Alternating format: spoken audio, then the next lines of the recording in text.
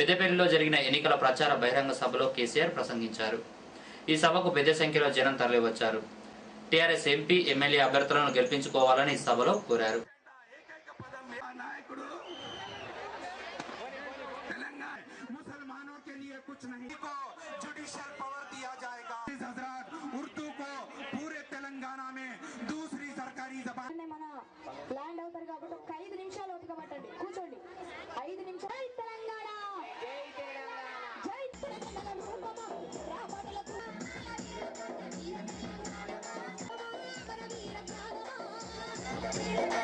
ఈ ఎన్నికను తేలికగా తీసుకోవద్దు.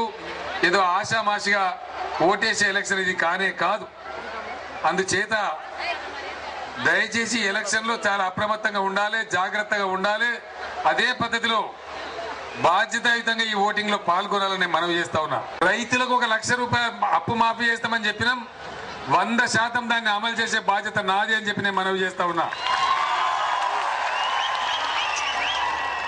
1 లక్ష రూపాయల రుణమే కాదు, రైతులు వాడేటువంటి వ్యవసాయ ట్రాక్టర్లు, ట్రాలీలు ఏవైతే ఉన్నాయో వాటన్నిటికి కూడా మొత్తం పన్ను రద్దు చేస్తామని చెప్పినాం. వ్యవసాయ ట్రాక్టర్లకు ఇక నుంచి పన్ను ఉండదని చెప్పి కూడా నేను మనవి చేస్తా ఉన్నా. కానీ టీఆర్ఎస్ ఈనాడు నిర్ణయం తీసుకున్నది, ఖచ్చితంగా భర్తలు చనిపోయినటువంటి స్త్రీలకు, ముసలి వాళ్ళైనటువంటి వృద్ధులకు నెలకు 1000 రూపాయల పెన్షన్ ఇవ్వాలని నిర్ణయం తీసుకున్నాం. దాన్ని ఖచ్చితంగా అమలు చేస్తామని నేను మనవి చేస్తా ఉన్నా. అదే వికలాంగులైతే నెలకు 1500 పెన్షన్ ఇవ్వబడుతుంది, అది కూడా ఇప్పిస్తామని చెప్పి నేను మనవి చేస్తా ఉన్నా. దయచేసి మనోహర్ రెడ్డి గారిని పెద్దపల్లి నాకు వచ్చిన సర్వే రిపోర్ట్లలో వాళ్ళు చెప్పిన కేసీఆర్ గారు ఆల్రెడీ పెద్దపల్లి టిక్కు పెట్టండి, మేము గెలిచిపోయిందని చెప్పి చెప్తా ఉన్నారు. సభకి ఇంత మంది వచ్చిందంటే ఇవాళ కరీంనగర్ మొత్తం ప్రచారంలో అతి పెద్ద బహిరంగ సభ పెద్దపల్లి బహిరంగ సభ అని నేను మనవి చేస్తా ఉన్నాను. జైళ్లలో ఉండి తెలంగాణ కోసం పోరాటం చేసిన బిడ్డ బాల్క సుమన్ నిజమైన తెలంగాణ బిడ్డ, తెలంగాణ రక్తం. దయచేసి ఆయన చాలా పెద్ద కోటీశ్వరులతో కొట్లాడుతా ఉన్నాడు. వాళ్ళ ఆస్తి 100,000 కోట్లు అయితే సుమన్ ఆస్తి 100,000 తెలంగాణ కేసులు, ఆయన తిన్న లాఠీ దెబ్బలు, ఆయన జైల్లో ఉన్న రోజులు, అదే ఆయన ఆస్తి. తెలంగాణ ప్రజల ఆవేశానికి ప్రతీక తెలంగాణ. సుల్తానాబాద్ పట్టణ టీఆర్ఎస్ అధ్యక్షుడు తాత సదానందం ఆ పార్టీకి రాజీనామా చేసి కాంగ్రెస్ పార్టీలో ఎమ్మెల్యే అభ్యర్థి తానుపర్తి భానుప్రసాదరావు సమక్షంలో తాతతో పాటు మరో 50 మంది కాంగ్రెస్ పార్టీలో చేరారు.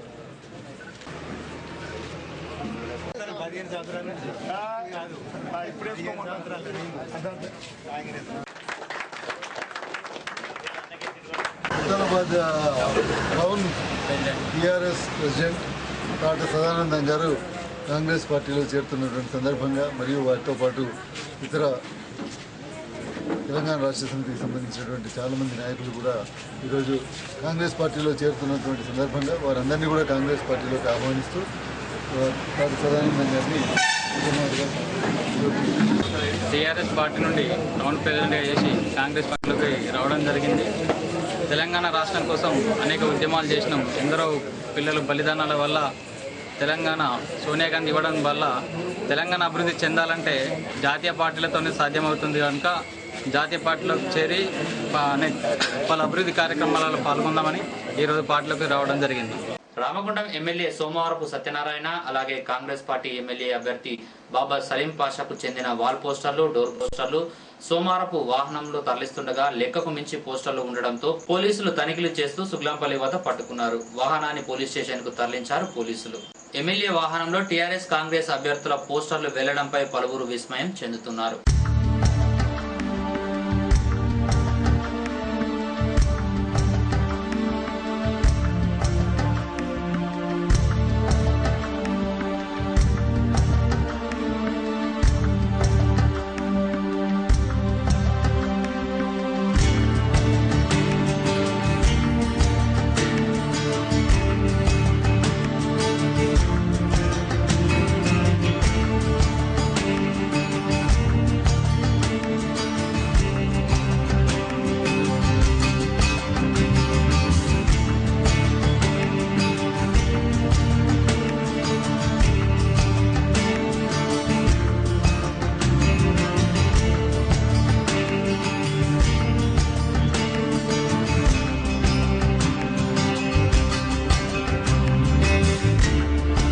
నియోజకవర్గంలో ఏ గ్రామం ఎక్కడుందో తెలియని వ్యక్తులు కూడా పోటీ చేస్తున్నారు.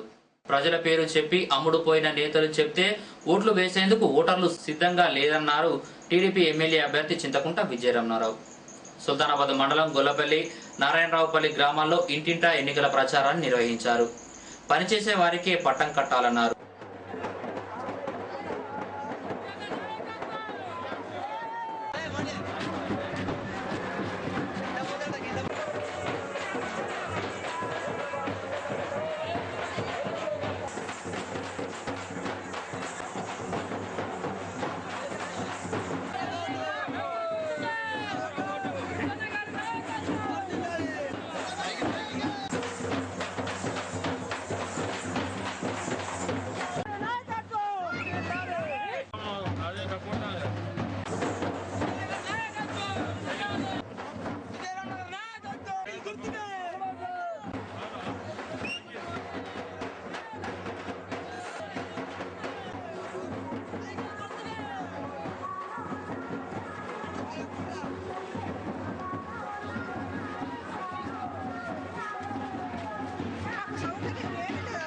నాకు ఎక్కడ వ్యాపారాలు లేవు, సొంత పనులు లేవు.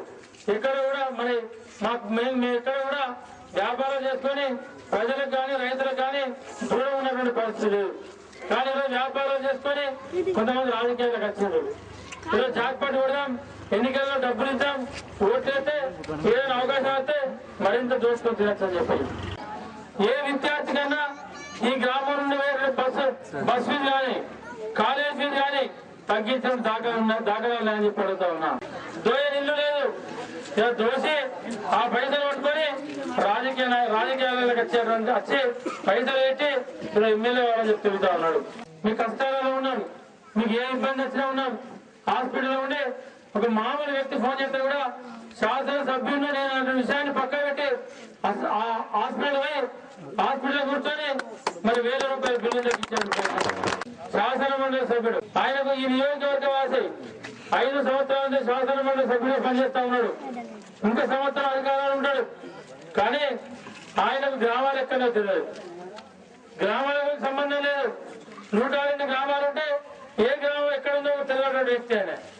సౌత్ ఆఫ్రికా వ్యాపారాలు, సౌదీ అరేబియా వ్యాపారాలు, ఢిల్లీలో బెంగళూరులో వ్యాపారాలు, నెలకు 20 రోజులు విమానం ఎక్కువ దిగే సరిపోతాయి. పాపం ముకుందరెడ్డి 6 నెలలు తిరిగి నాకు ఎమ్మెల్యే టికెట్ ఇవ్వాలని చెప్పి ఎంత మోసమే కాంగ్రెస్ పార్టీ బాంప్రసారం అంటే 12 కోట్లు ఇయ్యా టికెట్ పట్టుకొచ్చిండు. టికెట్ పట్టుకొచ్చిండు పెద్ద టికెట్ వస్తుంది మా పార్టీకి ఇంత మోసం అని చెప్పి నేను డిప్రెషన్ అయ్యి ఈరోజు చనిపోయింది. అటువంటి ఈ వ్యక్తి ఈరోజు ఎమ్మెల్యే సేవ చేస్తా అని చెప్పి వచ్చిండు. ప్రజల మీ పేరు చెప్పి వీళ్ళు అమ్ముడు పోతా ఉన్నారు. అంటే ఈ వెనకకి ఇంత మంది ఉన్నారు, ఈయన చెప్తే 3 పడతామని చెప్పి 3-4 ఊళ్ళో ఉంటా ఉన్నారు. అది మీరు గుర్తు పెట్టుకోవాలి. పెద్దపల్లి నియోజకవర్గ టీఆర్ఎస్ పార్టీ అభ్యర్థులనే గెలిపించుకోవాలన్నారు టీఆర్ఎస్ నేతలు. మంగళవారం సుల్తానాబాద్ లో టీఆర్ఎస్ పార్టీలో చేరిన ముకుందరెడ్డి వర్గీయులు లోకల్లో ప్రచారం చేపట్టారు. అనంతరం పార్టీ ఆఫీస్ సమావేశంలో నేతలు ప్రసంగించారు.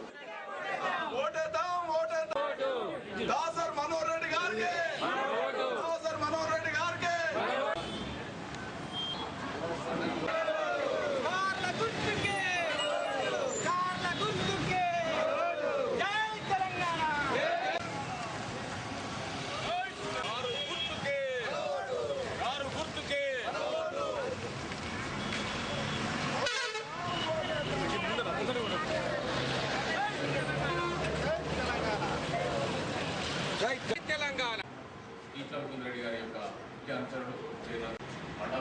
అన్న విషయం మనం గమనించుకోవాల్సిన అవసరం ఉంది. గతంలో ఉన్నటువంటి పార్టీలో ఒకటే సంవత్సరాలుగా తెలంగాణ నాకైతే పూర్తి విశ్వాసం ఉంది. మన మండలంలో కూడా మినిమం ప్రతి గ్రామంలో కూడా 80-80% మెజారిటీ తెచ్చేటువంటి నాయకులు కార్యకర్తలు ప్రతిష్టంగా ఉన్నారు. మన ధ్యేయం ఏదైతే ఉందో ఇక్కడ ఖచ్చితంగా కూడా గులాబీ జెండా ఎగరవలసిన అవసరం ఉన్నది. భానుప్రసాదరావు గారు ఎక్కడ ఉండి సౌత్ ఆఫ్రికాలో కాంట్రాక్ట్ చేస్తూ ఇతర కంట్రీలలో ఇతర దేశాలలో కాంట్రాక్ట్ పనిచేస్తూ మరి ఇక్కడికి వచ్చి డబ్బులతో అందరినీ కొంటాను అనే ఉద్దేశంతో ఇక్కడికి వచ్చి గెలిచే సత్తా ఉన్న నాయకులను పక్కకు పెట్టించేసి తను టికెట్ తెచ్చుకొని ఈరోజు పబ్లిక్లోకి వస్తూ నేను ఎవరినంటే వాళ్ళని కొంటాను, ఓట్లు పడేసుకుంటా, గెలుస్తా అనే ధీమాతో ఉన్నాడు. మరి ఆయనకు తగిన బుద్ధి చెప్పవలసిన సమయం ఆసనమైంది. ఏదైతే ఒక దీక్ష మనం చేపడతామో ఆ దీక్షకు కూడిన విధంగా మా ఈ ఎన్నికల లోపల పోరాటం చేస్తూ మరి ఎన్నికలను మనం ఒక సవాలుగా స్వీకరిస్తున్నామో దాన్ని తప్పకుండా నెరవేర్చే విధంగా అందరం కూడా కలిసికట్టుగా ఈ యొక్క ఎన్నికలను ఎదుర్కోవాలి. మనము ఏదైతే మన ముందున్నటువంటి ఇద్దరు ప్రముఖులను మనం గెలిపించుకోవాలని చెప్పి ఈనాడు భాను ప్రసాద్ ఓడించాలన్నటువంటి ధ్యేయంతో ఇక్కడ రావడం మా నాయకుడు ముకుందరెడ్డి గారికి ఘోరమైన అన్యాయం చేసిన వారు. మేము అతనికి ఎలాంటి ఇక్కడ ఉన్నటువంటి గ్రామ గ్రామాన్ని కూడా ఒక కార్యకర్త దొరకనటువంటిది. ఇప్పుడు ఏదో డబ్బులు ఇచ్చి కొనుక్కోవలసిన గతిపట్టింది అతనికి.